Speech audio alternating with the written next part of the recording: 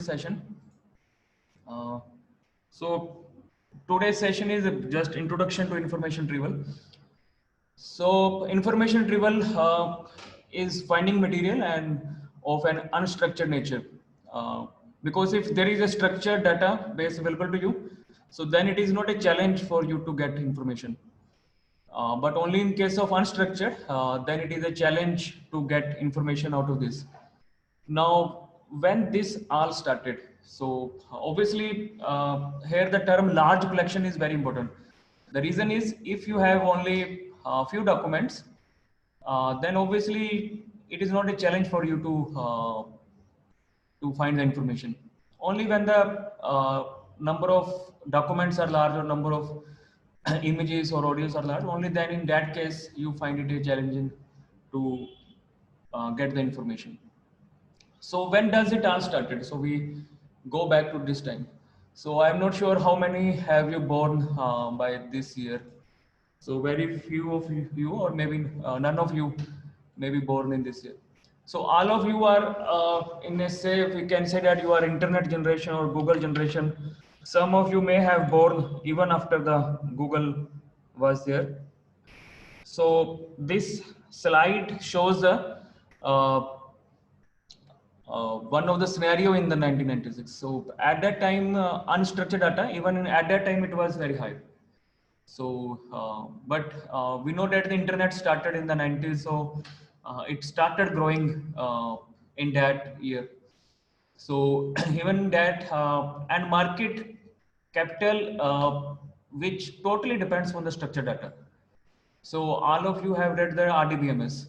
So we know that whenever in the market we go, we rely on the structured data only. So anything which is on the RDBMS, so only that is in the business, nothing else.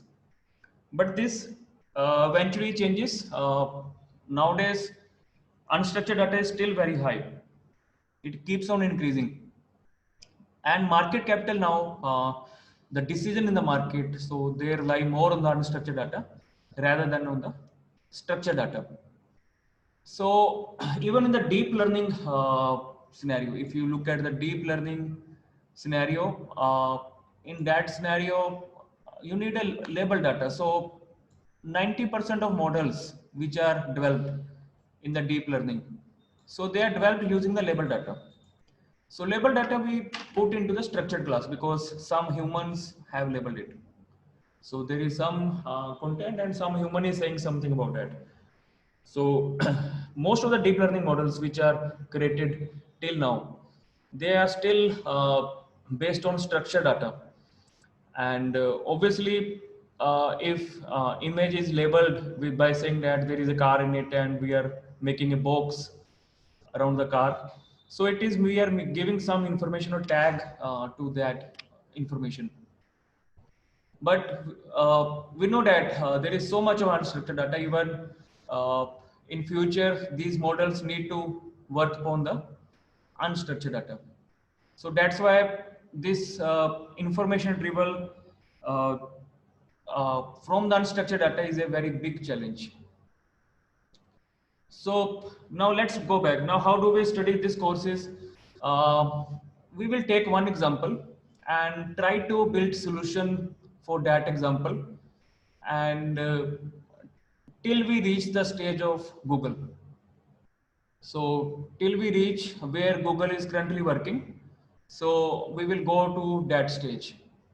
So our example on which we will build will be very simple. So let's we take textual data and that data from the Shakespeare novels. So we know that you all are aware that there are so many Shakespeare novels and they contain many words. So let's say somebody queries which plays of Shakespeare contained these words, Brutus and Caesar, but not California. Let's say this kind of query we have to answer. And input that we have is the full collection of Shakespeare. So we got all the data of Shakespeare novel, and that means all the words in that. And this obviously this is the text data, and somebody queries about it, and somebody want to query to know that in which novel these words exist, Brutus and Caesar, but not Calpurnia. So you can see that this is a very basic query. Existence of some words and non-existence of some word. So now we will build a solution, and in each class we will try to improve upon this solution. So all of you have worked in the Linux. So how many of you have worked in the Linux? You can unmute your mic if you can tell how many of you have worked in the Linux. Shell में किसी ने काम किया पहले? No sir. Nikhil ने कहा है, बाकियों का क्या है? हरकिरण, जुनैद, आपने काम किया पहले लिनक्स में? No sir. So Linux में जो Sir, I have used Linux but not worked much in the shell. Okay. So इस कमांड पे काम किया grep पे? grep पे कभी पहले एक्सपीरियंस है किसी का?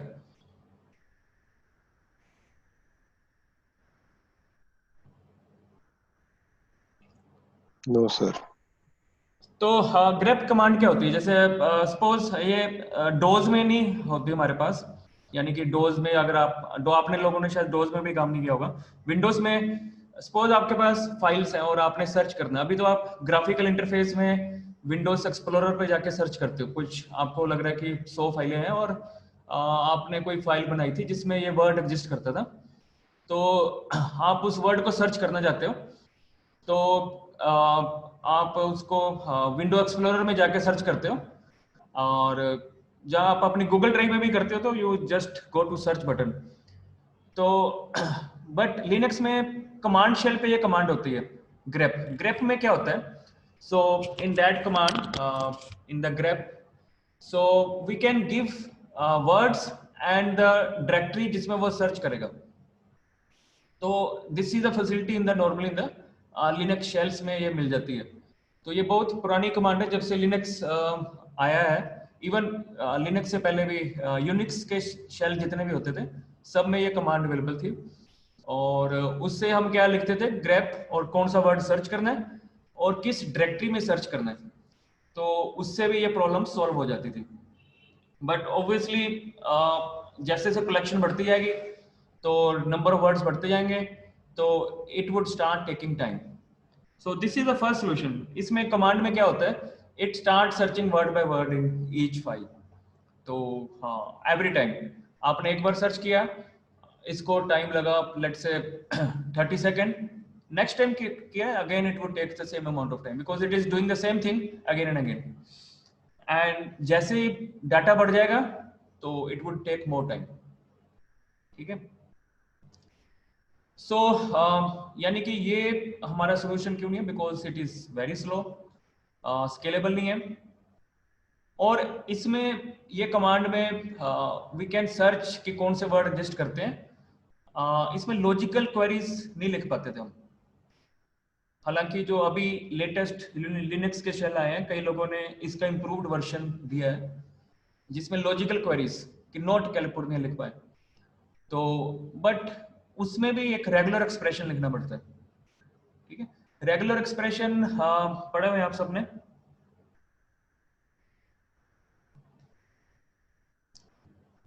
सो रेगुलर एक्सप्रेशन में भी हम जैसे सर्च कर सकते हैं कि हाँ ये वर्ड आ रहा है कि नहीं आ रहा है, बट ऑब्वियसली रेगुलर एक्सप्रेशन हर यूजर के लिए तो इजी नहीं होता। ठीक है, as a computer science student you would say कि okay I can write it, but it is not for everyone's cup of tea, so people are not comfortable in the this. So अब ऐसा operation तो कभी नहीं कर पाएंगे grep command में कि find the words Romans near countryman, ये तो इस कमांड में पॉसिबल नहीं है। ठीक है, सो इट मींस ये भी पॉसिबल नहीं है। और सपोज किसी एक नावल में तो ब्रूटस आ रहा है 100 बार, दूसरे में आ रहा है 50 बार, तो अब जिसमें 100 बार आ रहा है वो पहले आना चाहिए हमारी सर्चिंग में। जैसे आप गूगल में देखते हो ना, तो आपके ऑर्डर में सर्चिंग होती है, so what you get the first result is the best result should get the first result, should be the first result, यानी रैंक्ड ऑर्डर में आना चाहिए। तो ये कमांड तो ऐसा नहीं करती, ये तो जिस ऑर्डर में आएगा तो उसी ऑर्डर में आएगा, ठीक है।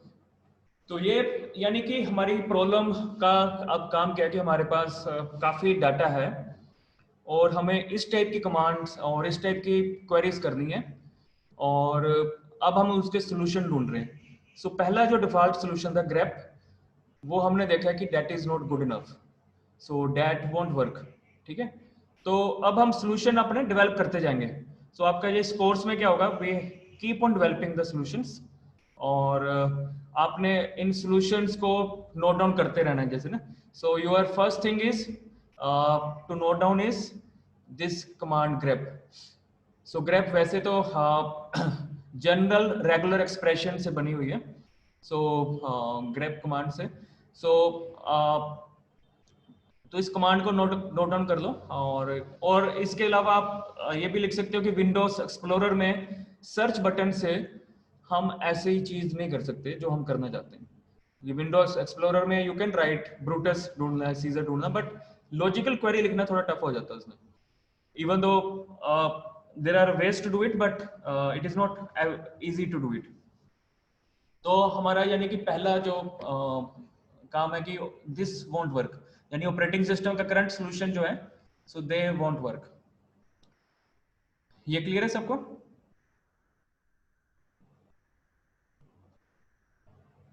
आप बीच में बोलते रहो यस सर, नो सर, जो भी आपको लग रहा है। सर। Yes sir. सब आप पार्टिसिपेट करते रहो, हम इसको अंडरस्टैंड नहीं करना धीरे धीरे ना, we how to do it. अब आपकी सेकंड सॉल्यूशन, ठीक है, इसका भी आपने ना सॉल्यूशंस कीप ऑन राइटिंग। अगर आपने अपनी नोटबुक्स रखी है वैसे तो शेयर हो जाएंगे, but you keep on writing. अभी तक आपने ये देखना कि अनस्ट्रक्चर्ड डाटा के ऊपर हमने इंफॉर्मेशन रिट्रीवल करनी है। फर्स्ट सॉल्यूशन जो बाय डिफॉल्ट होता है वो वी डिडंट लाइक इट, उसमें प्रॉब्लम थी। Now we come to the second solution. Second solution का नाम आप नोट डाउन करो, टर्म डॉक्यूमेंट इंसिडेंस, और साथ में हम लिखेंगे मैट्रिक्स, ठीक है। ये जो नीचे you are able to see that is a matrix type structure, ठीक है। so term document incidence matrix। अब ये मैट्रिक्स बनाते कैसे हैं, इस साइड जो है कॉलम्स हैं, हर कॉलम एक नोवेल का नाम है। जैसे पहला नाम है एंटनी एंड क्लियोपेट्रा, फिर जूलियस सीजर नोवेल का नाम है, टेम्पेस्ट नोवेल का नाम है, हैमलेट। उस नोवेल में जो वर्ड्स आ रहे हैं, एंटनी अगर आ रहा है तो 1 है, यानी कि बाइनरी मैट्रिक्स रहेगी। ब्रूटस अगर आ रहा है तो 1 है, सीजर अगर आ रहा है तो 1 है, कैलिफोर्निया नहीं आ रहा है तो 0 है। तो यानी कि जो जो वर्ड्स इसमें आ रहे हैं, तो ये लिस्ट है वर्ड्स की, ठीक है। सो अब इस मैट्रिक्स का साइज कितना होगा, जितने नॉवेल्स हैं। सपोज अगर हमारे पास m नॉवेल्स हैं तो इतने कॉलम हो गए हमारे पास जितने नॉवेल्स हैं, और अगर टोटल n वर्ड्स का हमने इंडेक्स बनाना है तो n इतनी बड़ी मैट्रिक्स हो जाएगी, यानी कि हमारी मैट्रिक्स का साइज हो जाएगा, हमारी रोज हो जाएंगे n और कॉलम हो जाएंगे m। So n into m that is the size of the matrix। so n into m is the size of the matrix।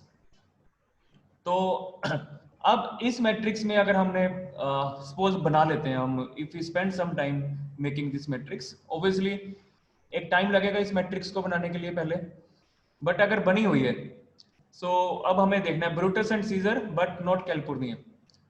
तो अब हमारे लिए काफी इजी है फाइंड आउट करना, क्योंकि अगर हम इनका एंड ले लें, सो अगर हम एंड लें कि किस किस नॉवल में ब्रूटस एंड सीजर दोनों आ रहे हैं और कैलिफोर्निया नहीं आ रहा है, अगर एंड ले लेंगे तो नॉट कैलिफोर्निया, यानी कि कैलिफोर्निया, यानी ये भी 0 का 1 हो जाएगा, नोट लग गए क्योंकि कैलिफोर्निया 0 है जैसे यहाँ पे। तो यानी कि एंटनी एंड क्लियोपेट्रा को ये सेटिस्फाई कर रही है क्वेरी, ठीक है, ये क्वेरी इसको सेटिस्फाई कर रही है।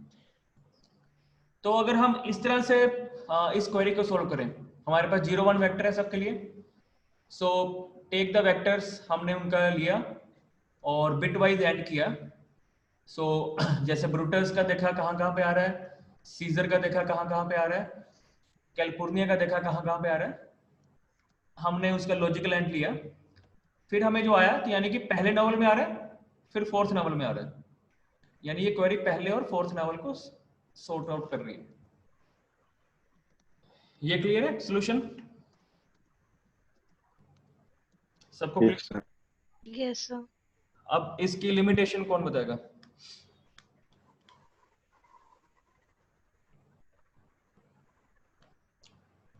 वही वाली चीजें एक एक करके आओ। क्या लिमिटेशन होगी इसकी? Matrix maintenance Nikhil has written, obviously matrix maintenance. Size भी लिखा है निखिल ने। बाकी लोग भी आओ, बताओ क्या क्या है। साइज भी लिखा है।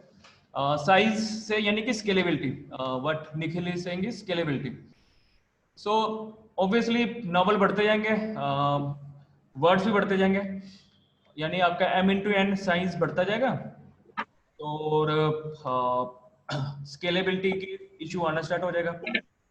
ठीक है, निखिल ने और भी लिखा, बट बाकी लोग भी आओ अपना, बताओ क्या क्या प्रॉब्लम्स हो सकती हैं।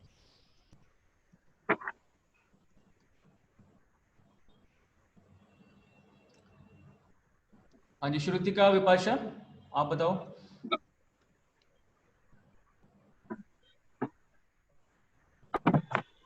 सर साइज का इशू है, और जो निखिल ने बोला स्केलेबिलिटी। हाँ, साइज और स्केलेबिलिटी तो हाँ एक मेजर इशू है, you rightly said. Size scalability के अलावा कोई और माइंड में आ रहा कुछ और? नंबर ऑफ occurrences भी नहीं पता लगेंगे इस, मतलब अगर वो हमारी रिक्वायरमेंट। क्या नहीं पता चलेगा? Sir number of occurrences, so number of occurrences, ये जैसे निखिल ने भी लिखा, ठीक, कि बाइनरी है ये, सो कितनी बार आ रहा है ये नहीं पता चलेगा। सो सपोज पहले नॉवल में ये 100 बार आ रहा है, दूसरी बार में 50 बार आ रहा है, we never get to know कि कौन सा इंपॉर्टेंट है, कौन सा ज्यादा है, रैंकिंग नहीं कर पाएंगे, यानी कि तो स्केलेबल तो है ही नहीं, रैंकिंग भी नहीं कर पाएंगे, और मैट्रिक्स बहुत बड़ी होगी। तो बिल्कुल ही जमा पड़ेगा। तो टर्म डॉक्यूमेंट इंसिडेंस मैट्रिक्स के साथ अब आपको दूसरा सॉल्यूशन है, which is again not liked by all of us.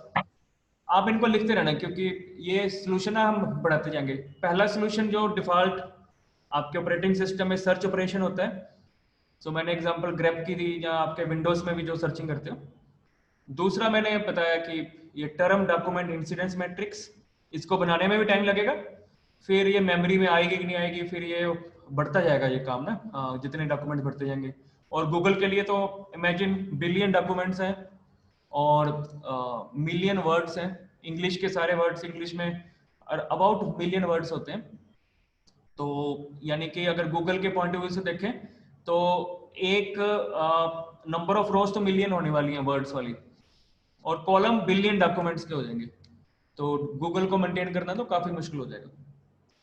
तो ये दिस इज आवर सेकंड। ये जो टर्म्स है ना, ये आपको जो एनएलपी में काम कर रहे हैं और बाकी लोग भी ना, ये टर्म्स जैसे term document incidence matrix, you will find कि जब एडवांस कोर्स करोगे people will use these terms, तो आपको ये टर्म्स याद रखनी है। तो इस कोर्स में हम टर्मिनोलॉजी भी आपकी इंप्रूव होगी, आपकी वोकेबलरी इंप्रूव होगी। I will keep on telling कि कौन सी वर्ड पे आपको फोकस करना है। सो अभी आपने टर्म डॉक्यूमेंट इंसिडेंस मैट्रिक्स, ठीक है, ये सिंपल मैट्रिक्स है, इसको आपने ध्यान में रखना है, ठीक है, ये बार बार हम यूज करेंगे लेटर ऑन भी। सो नाउ बेसिक assumption क्या है, यानी अब हमें प्रॉब्लम पता चल गई है। So fix set of document, अभी हम पहले इससे चलेंगे, लेटर ऑन जब हम गूगल का देखेंगे तो वी नो डैट वहां फिक्स जैसा कुछ नहीं है, हर रोज चेंज हो रहा है, ठीक है। बट फॉर टाइम बीइंग हम जब हमारे इनिशियल सोल्यूशन होंगे हम फिक्स मान के चलेंगे, लेटर ऑन हम उसको डायनेमिक में लेके आएंगे। So then retrieve documents with information that is relevant to user information need and help user complete a task। ठीक है, अभी तो जो मैंने क्वेरी दी है बड़ी सिंपल सी है, बट लेटर ऑन तो आपकी क्वेरीज ऐसे आने वाली है कि ब्रूटस के स्पेलिंग ही नहीं आते किसी को, बट उसको लगता है उसको सर्च तो मिलनी चाहिए, उसको रिजल्ट तो मिलने चाहिए। तो यानी कि हमने उस लेवल तक जाना है, तो हम अपने सोल्यूशन धीरे धीरे वैसे वैसे डेवलप करते जाएंगे। सो सर्च मॉडल हमारा क्या होगा? सो हमारे पास टास्क है कुछ, ठीक है। सो अब टास्क को क्या होगा कि हमें कुछ इन्फॉर्मेशन चाहिए टास्क में से, उसको वर्बल फॉर्म में लेके आएंगे, फिर हम उसकी क्वेरी बनाएंगे, सर्चिंग करेंगे। सर्चिंग कहाँ से करें? कॉर्पस से की, और हमें रिजल्ट मिले कुछ।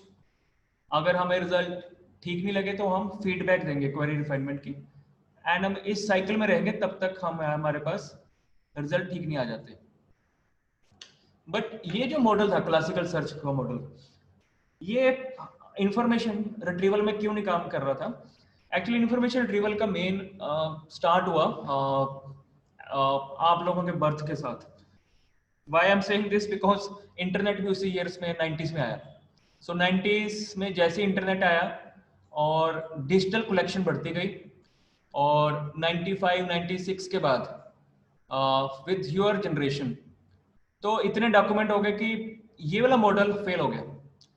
सो उस टाइम तक जो कुछ भी होता था, जैसे ये जो एक एनालॉजी मैंने बनाई हुई है, सो भी जैसे इसमें माइस को मैंने लिया हुआ है कि भी एनालॉजी, जैसे इसमें डॉक्यूमेंट भी ले सकते हैं कि आपको डॉक्यूमेंट है, डॉक्यूमेंट में हम करते क्या थे, जर्नल्स में क्या करते हैं, अगर आप अभी पेपर देते हो, जर्नल्स क्या कहते हैं, कीवर्ड बता दो कौन कौन से हैं। जहाँ आप अपना पेपर लिखते हो, पेपर में आपको कीवर्ड्स लिखने पड़ते हैं कि ये कीवर्ड्स हैं, तो वो करते क्या है कि उन कीवर्ड को ही इंडेक्स करते हैं, ठीक है। तो उन कीवर्ड्स के बेस पे इंडेक्सिंग की जाती है।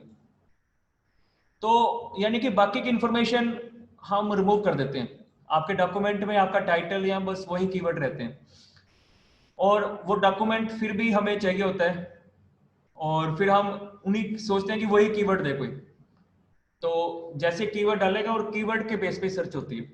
जैसे अभी आप अपनी अपनी रिसर्च में जब पेपर सर्च करोगे, suppose someone is working on satellite imaging, तो अब उसके पास सर्चिंग का क्राइटेरिया क्या है, वो कीवर्ड दे रहा है गूगल में। सो गूगल इज नॉट सेइंग कि कोई इंग्लिश में टेक्स्ट लिखो। सो अगर हम कीवर्ड दे रहे हैं तो यानी कि गूगल भी क्या कीवर्ड ही स्टोर कर रहा है कि वो उसका मीनिंग भी ध्यान में रख रहा है। सपोज आप सैटेलाइट इमेजिंग पे काम कर रहे हो and you are working on the से फॉरेस्ट एरिया निकालना है, बट किसी पेपर में फॉरेस्ट वर्ड यूज नहीं किया और उन्होंने जंगल वर्ड यूज किया या कुछ और वर्ड सिनोनिम यूज किया है, तो क्या वो स्टिल आपको वो उसके रिजल्ट मिलने चाहिए कि नहीं मिलने चाहिए? तो ऐसा कई इश्यूज आते हैं। तो ये जो क्लासिकल सर्च मॉडल था, सो जैसे इंटरनेट आया, सो दिस फेल्स कि कीवर्ड रख लेंगे और कीवर्ड की इंडेक्सिंग करेंगे, तो ये मॉडल फेल होना स्टार्ट हो गया। अभी आप लोगों ने जर्नल्स की इंडेक्सिंग के बारे में पता होगा आपको, ठीक है। सो दिस इज किसको पता है इंडेक्स जर्नल क्या होते हैं?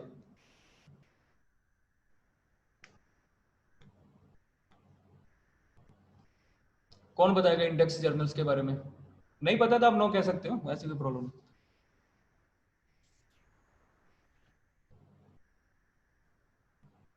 सो निखिल सिंह नो आइडिया, बाकियों का क्या? हाँ, जुनैद आपको पता है इंडेक्स जर्नल क्या होते हैं? सो देखो अभी आप जब पेपर पब्लिश करोगे ना, अभी एमई में आपके टीचर्स कहेंगे कि ये पेपर एससीआई इंडेक्स में करो, ठीक है, एससीआई साइंस साइटेशन इंडेक्स, जहाँ कोई टीचर कहेगा कि स्कोपस इंडेक्स में करो। अब ये इंडेक्स है क्या? सो इंडेक्स क्या होते हैं कि I share my experience with you. So मेरी मास्टर्स आईआईटी खड़गपुर से है, तो आईआईटी खड़गपुर की लाइब्रेरी एशिया की ऑलमोस्ट सबसे बड़ी लाइब्रेरी है टेक्निकल इंस्टीट्यूट्स में। So when I went there first, उस टाइम पे इंटरनेट पे सर्च नहीं कर सकते थे जैसे अभी आप करते हो ना। सो आज से 20-22 साल पहले व्हेन गूगल भी इतना अच्छा नहीं था, ऐसे पेपर होते ही नहीं थे, इनकी वेबसाइट्स नहीं बनी हुई थी, किसी की भी किसी जर्नल की वेबसाइट नहीं थी, तो उनका डाटा तो है नहीं, तो यानी इंटरनेट सर्चिंग तो पॉसिबल ही नहीं थी।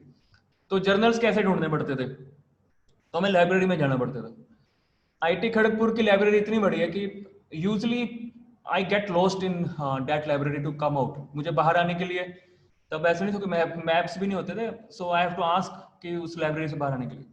और उसका जर्नल सेक्शन इतना बड़ा था, to find a one paper it took me around 6 to 8 hours। उस जर्नल तक पहुंचने के लिए, क्योंकि वो इंडेक्स बने होते थे। इंडेक्स बाहर एक बड़े बड़े बॉक्सेस लगे होते थे, उसमें स्कोपस लिखा होता था, ईयर होता था, मैं जर्नल का नाम ढूंढता था, उस जर्नल की अलमीरा तक जाता था, उस अलमीरा में मैं फिर सारे रिसर्च पेपर धीरे धीरे ढूंढता था, फिर मैं उनको फोटोकॉपी कराता था वहां पे। So that was a process to get single paper. तो उस टाइम से ये इंडेक्सिंग स्टार्ट हुई है। उस टाइम पे लाइब्रेरीज क्या करती थी, इंडेक्सिंग करवा लेती थी कि जब भी अपनी, तो इंडेक्सिंग कौन करता था, जैसे स्कोपस के अंदर जितने जर्नल थे उनकी वो इंडेक्स बना के कि हर इंडेक्स में कौन से वर्ड्स हैं, कीवर्ड्स हैं, वो लिख के रखते थे। तो जैसे अगर आप अभी भी लाइब्रेरी में जाओगे ना, तो आप देखोगे कि एक लाइब्रेरी में हर बुक के साथ कुछ कोड वर्ड लिखा हुआ है, BS करके ऐसा कुछ लिखा होता है। सो लाइब्रेरी के कोड्स होते थे वो, और उस इंडेक्स को यूज करके, इंडेक्स का मतलब कि अब स्कोपस को पता है कि मेरे पास ये जर्नल है, और सो स्कोपस के उस के यूज करके हम उसके अंदर हम जाते थे। So this is the way we search the things. But वो इंडेक्सिंग का टर्म अभी आजकल इसलिए रेलिवेंट है क्योंकि जो स्कोपस में अगर कोई इंडेक्स है तो वो उसकी क्वालिटी स्कोपस डिटरमाइन कर रहा है। साइंस साइटेशन इंडेक्स में कुछ इंडेक्स है तो उसकी क्वालिटी वो डिटरमाइन कर रहे हैं। तो ये इंडेक्सिंग का कॉन्सेप्ट तब से चल रहा है। तो बट ये जो इंडेक्सिंग थी अब वो किस चीज की करते थे, वो कीवर्ड्स की करते थे। सपोज जैसे मेरा जो एमटेक का थीसिस था, that thesis was on the intelligent web browser के ऊपर था, वो भी इंफॉर्मेशन रिट्रीवल का पार्ट था। तो उस मोमेंट पे जब मुझे कीवर्ड सर्च करने होते थे तो दोज कीवर्ड्स बड़े कम होते थे और मुझे कई बार रेलिवेंट पेपर नहीं मिलता था। नाउ डेज जब आप लोग सर्च करते हो गूगल स्कॉलर में, so you get almost every research paper related to that. ठीक है, तो अब वो जर्नी कैसे रही, बिकॉज ये जो क्लासिकल सर्च मॉडल है, so that is not good enough, तो इसको ही चेंज किया गया है। ठीक है, so this classical search model is not a good search model. So जब भी टास्क होगा आप लोगों को कीवर्ड, अभी भी आप जब फर्स्ट टाइम सर्च करते हो तो आपको भी कीवर्ड नहीं पता होते, तो धीरे धीरे आप जैसे जैसे सर्च करोगे आपको पता है कि कौन सा पेपर कैसे फाइंड आउट करना है। जो इन्फॉर्मेशन आपको चाहिए वो आप कई बार एग्जैक्टली वर्ड्स में लिखनी मुश्किल हो जाती है, तो आंसर भी कई बार क्वेरी का गलत आ सकता है। तो ये रीजन क्लासिकल सर्च मॉडल में यानी कि ये प्रॉब्लम्स रहती हैं। सो सेकंड, हमने जब भी आपका आंसर आएगा तो समबॉडी नीड टू टेल कि कितना अच्छा आंसर है। तो हम ये दो मैट्रिक्स, ये आपने कई बार कई कोर्सेज में पढ़ी होंगी, प्रिसीजन, रिकॉल, तो यही रखेंगे कि अगर मेरे पास 100 डॉक्यूमेंट मैंने रिटर्न किए हैं, सो लेट से आपका जो भी मेथड था उसने 100 डॉक्यूमेंट रिटर्न किए, इन 100 में से सपोज 80 आपके मतलब के हैं। ठीक है, तो यानी प्रिसीजन क्या हो गया, 80%। सो 100 डॉक्यूमेंट टोटल आए और 80 मतलब के थे। अब रिकॉल कैसे निकालते हैं भी, एक्चुअल अगर ग्राउंड ट्रूथ लेते हैं, सो ग्राउंड ट्रूथ में लेट से 200 डॉक्यूमेंट थे, ठीक है, जो एक्चुअल आने चाहिए थे। सो उन 200 में से आए कितने, उन 200 में से सिर्फ 80 अच्छे वाले आए, तो रिकॉल कितना हो गया, 80/200। यानी कि आपको जो मिले हैं वो सिर्फ टोटल आपके जो आपका एल्गोरिथम था, जो भी आपका वे था निकालने का, उसने आपको टोटल तो 100 दिया और उस 100 में सिर्फ 80 अच्छे थे, तो प्रिसीजन तो आपकी 80% आ गई। ठीक है, सो 80/100।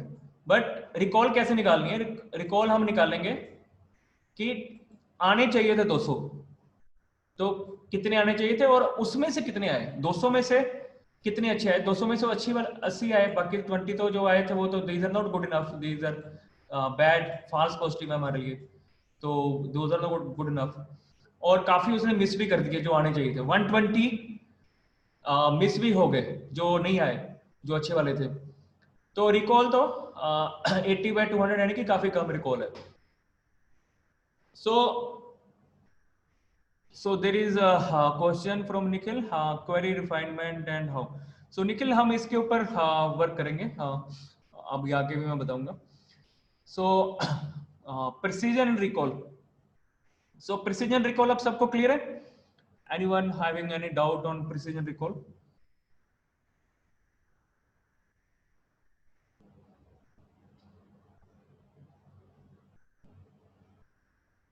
चलो मैं आपको एक एग्जांपल देता हूँ. लेट्स से मेरे पास जो ग्राउंड ट्रूथ है, ठीक है, ग्राउंड ट्रूथ मुझे कह रहा है कि कितने डॉक्यूमेंट आने चाहिए.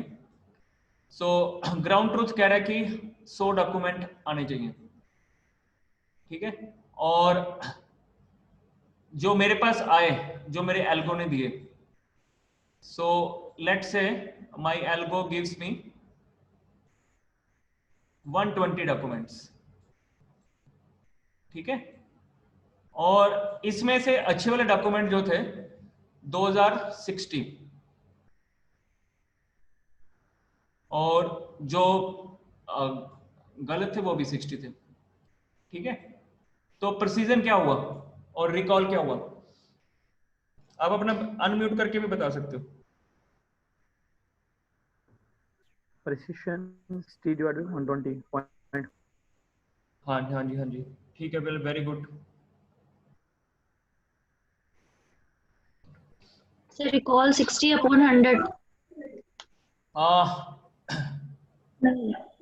Very good. सो तो इसमें आपका ठीक है. अब एक और केस लेते हैं. लेट्स से मेरे पास 200 आउटकम आई, ठीक है, और 200 में से 100 के 100 तो अच्छे आए हैं और 100 खराब आए हैं. अब रिकॉल कितनी है?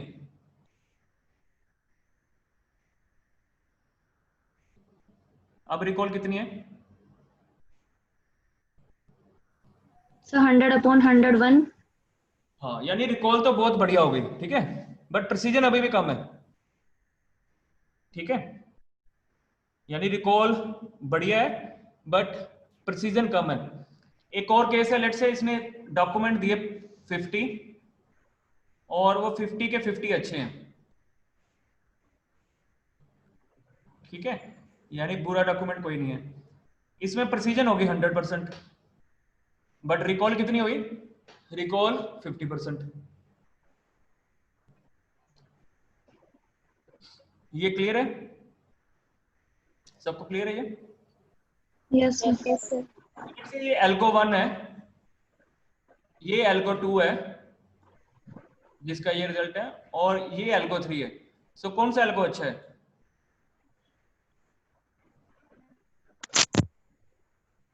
50 वाला. 50 वाले में प्रिसीजन तो अच्छी है बट रिकॉल अच्छी नहीं है, ठीक है, ठीक है. अब और बाकी anyone having any other view? A2. Sir, A2 नहीं होगा. और अब कुछ A2 कह रहे हैं, ठीक है, कुछ A3 कह रहे हैं. अब देखो इसमें आप लोगों में जैसे कंसेंसस नहीं है, ठीक है, किसी को A2 अच्छा लग रहा है, यानी किसी को तो रिकॉल प्रिसीजन अच्छी चाहिए, किसी को रिकॉल अच्छी चाहिए.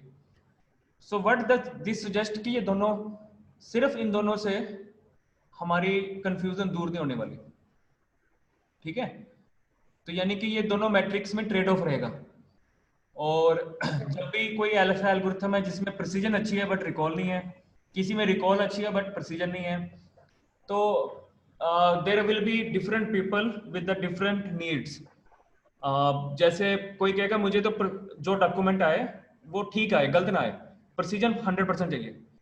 जैसे 50 आए बट सारे ठीक हों और प्रिसीजन 100% आए.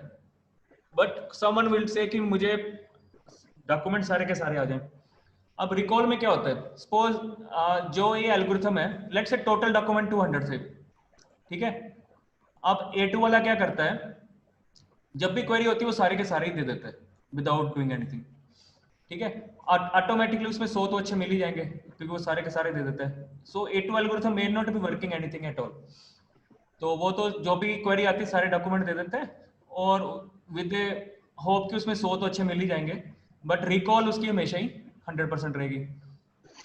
तो यानी कि रिकॉल को 100% लाना तो बड़ा इजी है, आप जो भी डॉक्यूमेंट है सारे के सारे दे दो, उससे आपकी रिकॉल तो हमेशा ही 100% हो जाएगी। सो इट क्लियरली शोज कि भी रिकॉल जो है ना that is not a only good measure, but same another document है वो जैसे 50-50 ऐसे कर सकता है कि वो एक ही डॉक्यूमेंट देता है और एक ही वो भी अच्छा है, तो इसमें तो प्रिसीजन तो आ गई, बट वो एक्चुअल ग्राउंड ट्रूथ से तो काफी दूर हो गया। तो यानी कि सिर्फ एक प्रिसीजन या एक रिकॉल से काम नहीं चलेगा, और भी मैट्रिक्स चाहिए। तो यानी कि इनको और इम्प्रूव करना पड़ेगा, वो हम जैसे जैसे आगे लेक्चर्स में आगे आगे इम्प्रूव करेंगे इसको, ठीक है। तो यहां तक क्लियर है सबको? Any doubt till now?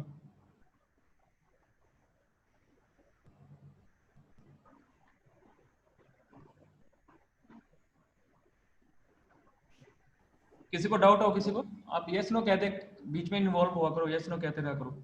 No sir. No sir. तो आज हमने बड़ा सिंपल है, ठीक है, आज का मैं जस्ट समराइज कर रहा हूँ। हमने एक देखा कि विंडोज सर्च इंजन या विंडोज की सर्च या लिनक्स में ग्रेप वगैरह से काम नहीं चलेगा। फिर हमने टर्म डॉक्यूमेंट इंसिडेंस मैट्रिक्स देखी, उससे भी हमें प्रॉब्लम थी कि उसमें भी प्रॉब्लम्स है, it is not very good. फिर हमने देखा कि पुराने तरीके से इंडेक्सिंग करते थे, वो भी नहीं चलेगा। फिर हमने दो मैट्रिक्स देखी हैं, तो इससे भी काम नहीं होगा। तो अब हम अपना सोल्यूशन हर रोज ही बढ़ाते रहेंगे, हर लेक्चर में what we will do is हम अपने इसी सोल्यूशन को इंप्रूव करते जाएंगे टिल वी रीच कि what Google is doing currently, ठीक है। तो ये हमारा इनिशियल फेज होगा। इसमें आपके एनएलपी के बेसिक कॉन्सेप्ट्स तो क्लियर होंगे प्लस जो इमेज टैगिंग और ऑडियो टैगिंग और जो ऐसे इमेजेस से रिलेटेड प्रॉब्लम है उसका बेस तैयार हो जाएगा। तो then we can move on to the advance concept. तो शुरू के कुछ लेक्चर्स में हम इसी प्रॉब्लम पे ही अपने आप को वर्क ऑन करेंगे, ठीक है। क्लियर है सबको? Yes sir. तो अब हम जैसे मैंने लेक्चर जब स्टार्ट हुआ था तो पार्टिसिपेंट्स कम थे, तो मैंने कहा था आप अपनी रोल नंबर चैट में लिख दो। सो नेक्स्ट टाइम से लेक्चर में क्या होगा कि वेन एवर यू ज्वाइन आप अपना रोल नंबर चैट में लिख दिया करना। ये मेरे सारे सेशन रिकॉर्ड हुआ करेंगे और उसमें फिर मैं चैट से बाद में अटेंडेंस लगा लिया करूंगा, ठीक है। क्योंकि अभी मैं साथ साथ पार्टिसिपेंट लिस्ट नहीं देख रहा, तो आप अपने चैट में रोल नंबर लिख दो और फिर I will get information from that, ठीक है। और कोई डाउट हो you can always through WhatsApp या इंडिविजुअल व्हाट्सएप भी कर सकते हो और through email you can contact me, ठीक है। सो नेक्स्ट लेक्चर हमारा फिर कमिंग मंडे को होगा, ठीक है, ऑन 10th अगस्त। ये क्लियर है सबको? Yes sir. तो अभी आप इसके बाद जैसे जिनकी अटेंडेंस होगी दे कैन आप यू कैन डिस्कनेक्ट एंड फिर आपका नेक्स्ट लेक्चर का टाइम हो जाएगा, ठीक है। तो okay, thank you sir. Thank you. Thank you, sir.